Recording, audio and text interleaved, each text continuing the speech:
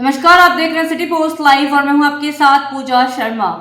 JDU संसदीय board के अध्यक्ष उपेंद्र कुशवाहा इन दिनों काफी सुर्खियों में है। आपको बताते चले कि मुख्यमंत्री नीतीश कुमार को लेकर काफी बयान दे रहे हैं, तरह तरह के बयान दे रहे हैं और आज प्रेस वार्ता कर अपना भड़ास निकाले हैं, गुस्सा निकाले हैं।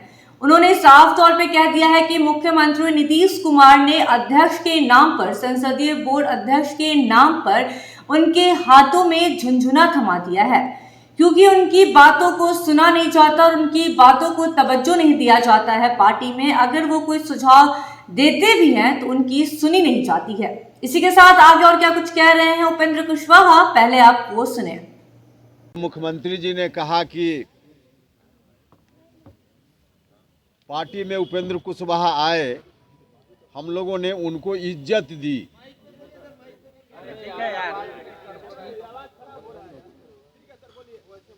मुख्यमंत्री जी ने कहा कि पार्टी में आए उपेंद्र कुशवाहा, हम लोगों ने उनको इज्जत दी।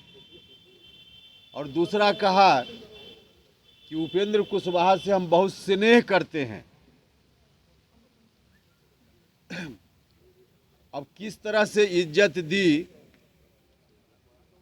दी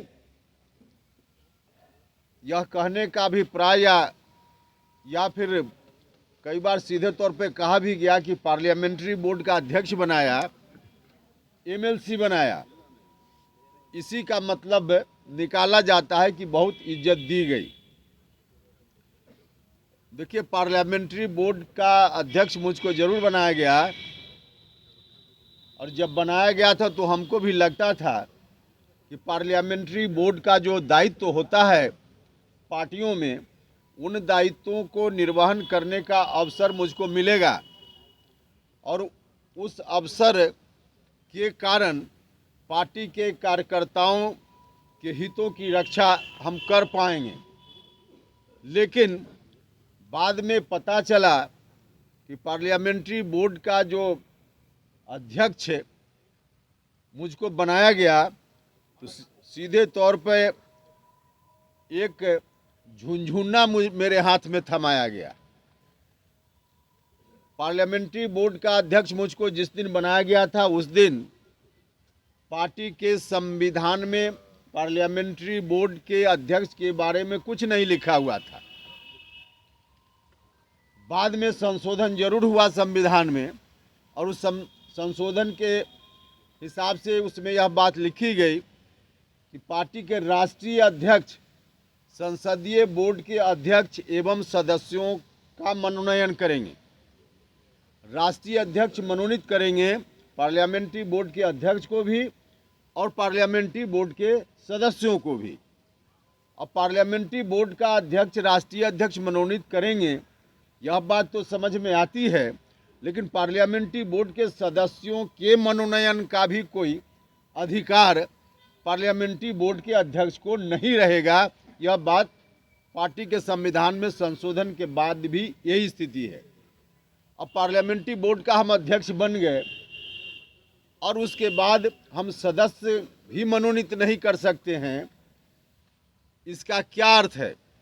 और ठीक है कि मनोनीत करने का अधिकार हमको नहीं दिया, लेकिन 2 साल में आपने स्वयं भी तो हमारे साथ जो पार्लियामेंट्री बोर्ड कमेटी होती, उस कमेटी के सदस्यों का मनोनयन नहीं किया। तो पार्टी ने सदस्यों का मनोनयन नहीं किया और मेरे हाथ में अधिकार भी नहीं दिया, सीधे पार्लियामेंट्री बोर्ड का अध्यक्ष मुझको बना दिया गया। तो यह संवैधानिक स्थिति पार्टी के अनुसार मेरी पार्लियामेंट्री बोर्ड के अध्यक्ष होते हुए आज भी यही है, जहां हम एक मेंबर भी नहीं बना सकते। यह तो पार्टी के संविधान की बात हुई। अब बेहतरी तो उसका अधिकार होता है, उसका काम होता है, उसका फंक्शन होता है कि जब भी पार्टी में किसी भी चुनाव के संदर्भ में उम्मीदवारी का चयन करना हो तो पार्लियामेंट्री बोर्ड बैठकर उस पर विचार करता है। एक तो कमेटी ही नहीं तो पार्लियामेंट्री बोर्ड बैठकर विचार क्या करे। लेकिन व्यक्तिगत रूप से पार्लियामेंट्री बोर्ड के अध्यक्ष होने के कारण कोई सुझाव कभी मुझसे मांगा गया हो तो इसकी भी आवश्यकता नहीं समझी गई।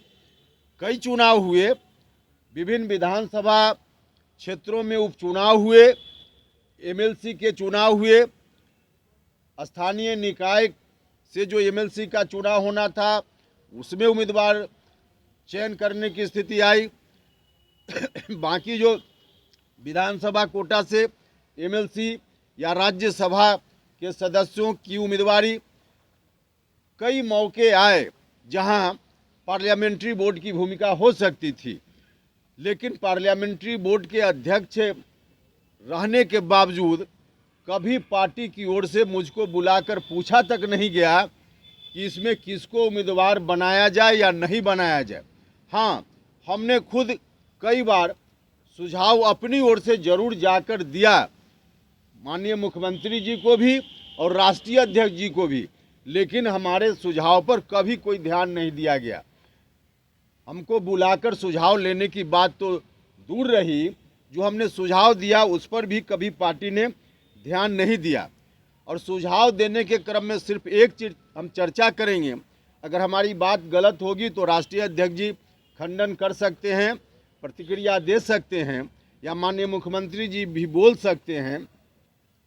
हमने एक बात सुझाव के रूप में, जब जब मौका आया विधान परिषद के सदस्यों के मनोनयन चयन के लिए उम्मीदवारी के बारे में या राज्यसभा, तब तब हमने कहा कि पार्टी में जो हम लोग पटना में एक्टिव रहते हैं रोज़, जो कुछ नेता, हम आम कार्यकर्ताओं की बात नहीं कर रहे हैं, राज्य स्तर के नेता जो एक्टिव रोल अदा करते हैं पार्टी में रोज़मर्रा के काम में, पार्टी कार्यालय में या बाकी प्रदेश में संगठन को देखने में, उसमें एक व्यक्ति अति पिछड़ा समाज का होना चाहिए जो इस तरह से एक्ट करे कि अति पिछड़ा समाज के लोगों को बिहार भर में लगे कि हमारा भी कोई आदमी डिसीजन मेकिंग प्रोसेस में पार्टी में है, एक जगह पर जहां हमको उचित हिस्सेदारी या हमारे हितों की रक्षा की जा सकती है।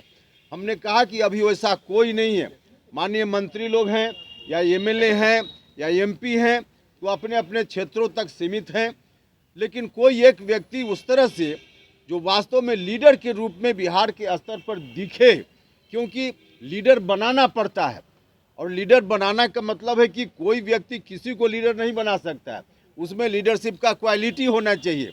तो जिसमें लीडरशिप का क्वालिटी है, पार्टी नेतृत्व की यह जवाबदेही रहती है कि वैसे किसी व्यक्ति को ला करके पार्टी में उचित जगह पर उसको रखा जाए, ताकि उस समाज के लोगों के बारे में वहाँ ज़रूरत के हिसाब से वकालत कोई कर सके। तो हमने कहा कि वैसा कोई व्यक्ति नहीं है, इसलिए आप किसी एक अति पिछड़ा समाज के व्यक्ति को जो पार्टी में है मजबूती से और उसके अंदर लीडरशिप का क्वालिटी है, उसमें से किसी एक व्यक्ति को आप राज्यसभा में भेज दीजिए या एमएलसी बना दीजिए, ताकि पार्टी में आगे आने वाले दिनों में अति पिछड़ा समाज से भी लीडरशिप उभर सके, इससे पार्टी को लाभ होगा।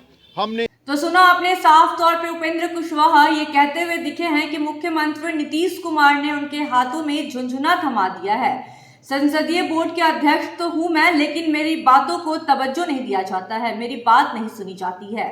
इसी के साथ आगे और क्या कुछ कह रहे थे उपेंद्र कुशवाहा, वो तो आपने सुना। फिलहाल के इस अपडेट में बस इतना ही। तमाम खबरों के लिए देखते रहे सिटी पोस्ट लाइव। इस वीडियो को लाइक करें, शेयर करें, और अगर आप हमारे चैनल पे नए हैं तो चैनल को सब्सक्राइब करना ना भूलें। धन्यवाद।